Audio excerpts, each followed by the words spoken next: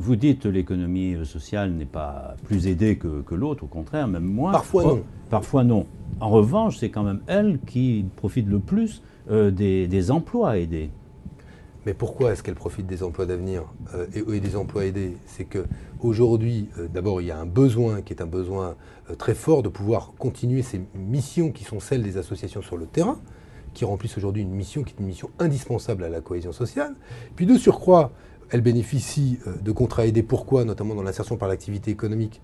Parce qu'elles prennent des femmes et des hommes qui ont été abîmés par la vie pour leur proposer un parcours d'insertion où dans ce parcours d'insertion, il faut de l'encadrement, il faut une formation qui n'a rien à voir avec celle de salariés en milieu, on va dire, ordinaire. Donc il y a une tâche qui, évidemment, a besoin d'être financée. Combien d'emplois d'avenir dans le secteur social et solidaire? 40 000 sur les 85 000 qui ont été créés. La moitié. Presque la moitié, oui. Ce que j'ai dit tout à l'heure, c'est une grande fierté de ce secteur d'avoir contribué à l'inversion de la courbe du chômage. On évoque qu'un potentiel de création de 100 000 emplois, comment s'en assurer? Est-ce qu'il va y avoir un encadrement des financements? Certains acteurs le proposent, hein. Je crois que le vice-président du Crédit Coopératif, Hugues Sibyl, le dit qu'il faut un encadrement des financements pour s'assurer que l'emploi sera bien... Oui, mais après... sera bien employé, pardon. Mais on estime à 100 000 emplois nets l'impact de la loi. On ne parle pas des emplois d'avenir, là. Je parle de la loi ESS. Pourquoi? Parce qu'il y a une multitude d'instruments qui vont permettre aux acteurs de l'ESS de grandir, de croître et de développer leurs activités. Et je le rappelle, ce ne sont pas des instruments budgétaires. Il n'y a pas 1 euro d'argent public sous la forme d'un impôt qui ira à cela. Ce sont des instruments de fonds propres qu'elles vont pouvoir développer elles-mêmes. Mais la particularité des acteurs de l'ESS, parce qu'elles sont non lucratives, c'est qu'elles ne peuvent pas avoir accès au marché financier pour se financer.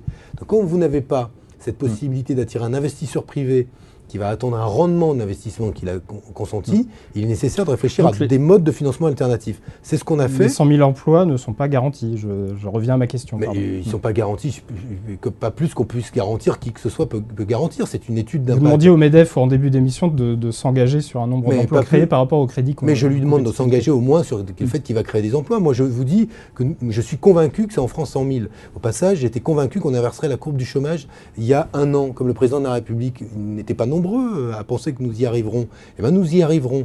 Donc là, oui, nous nous dotons d'instruments. Pardon, mais moi, je ne suis pas un politique qui regarde les trains passer et qui n'affiche pas d'ambition. Oui, je dis ça va créer 100 000 emplois nets.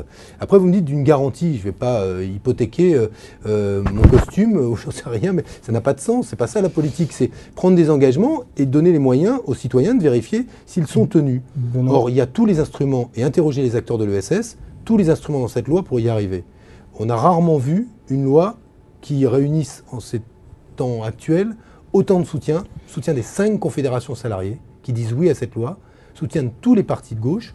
J'ai bien entendu que le MEDEF et la CGPME étaient un peu plus circonspects sur la loi, mais quand on a 5 confédérations salariées qui considèrent que c'est une bonne loi, on doit entendre aussi ces acteurs de terrain.